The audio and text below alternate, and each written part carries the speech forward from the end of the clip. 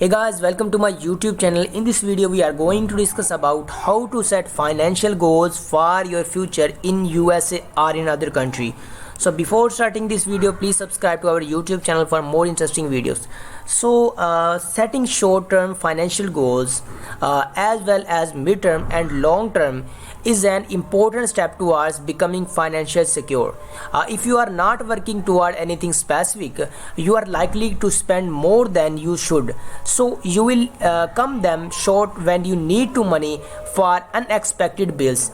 So not to mention, when you want to retire, you might get stuck in a vicious cycles of credit and debit and feel like you will never have enough cash to get properly insured, leaving you more vulnerable than you need to be handle some of life major risk. So even the most prudent person can't prepare against every crisis, as the world learned in the pandemic and many families learn every month.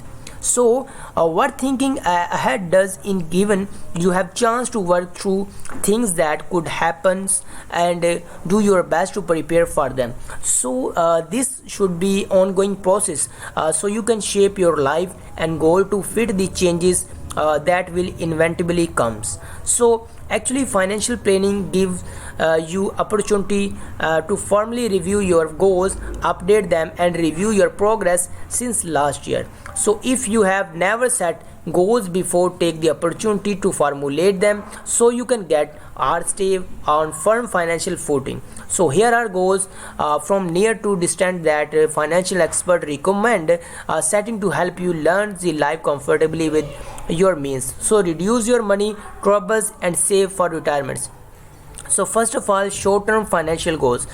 Setting short-term financial goals give you the foundation and confidence boost that you will need to achieve your bigger goal that is take more time. So these first time and relevantly easy to achieve in a little as in year. So create a budget and stick with it. So build an emergency fund, pay down and credit card debit that high holding with high back. So establish your budget. You cannot know where you are going until you know where you are right now. So that's mean setting up a budget. So say Lawrence Zangardi, Highness financially and fee only financial planner with Spark Financial Advisor in Richmond and Williamsburg, Virginia. You might be shocked at how money is slipping through the cracks each month.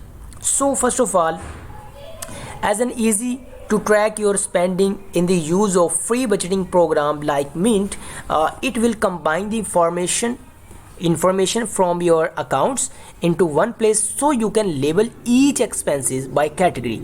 So you can also create a budget that old fashioned way by going through your bank statements and bills from the past few months and categorizing each expenses with a spreadsheet or on papers.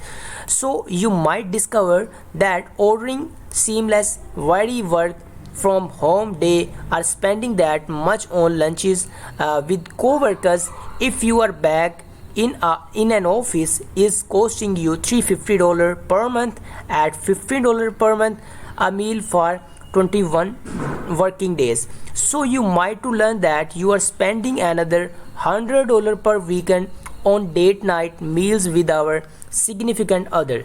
So when you see how you are spending your money and you are guided by that information, you can make better decisions about where you want to get money go into the future.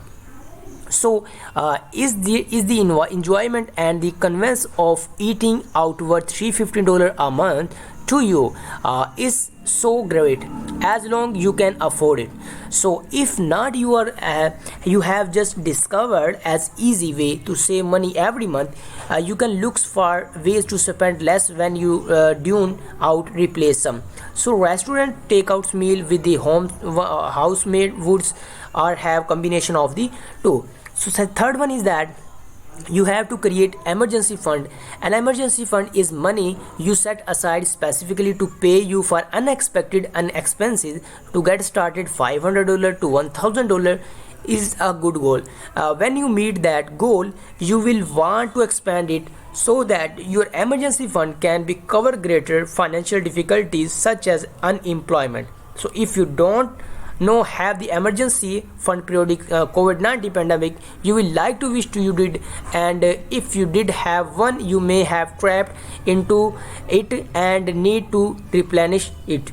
So Lennox Davis and Certified Financial Planner CFP with Financial Independence Service in Cocoa, Florida recommended saving at least 3 months worth of expenses to cover your financial obligations and basic needs, but preferably 6 months worth, especially if you are married and work for the same company your spouse does, or if you work in an area with a limited job prospects. So she says finding the at least one of the things that your budget to cut back on can help fund on your emergency saving. So another way to build emergency saving is through declaring and organizing. Say Kevin Gallegos, a vice president for sales Phoenix operations with Freedom Financial World Network, on online financial services company for consumer debt settlement, mortgage, shopping, and personal loans. You can make extra money by selling unneeded items and eBay, Craigslist on holding yard sale. So consider turning a hobby into a part-time work from which you can devote the income saving.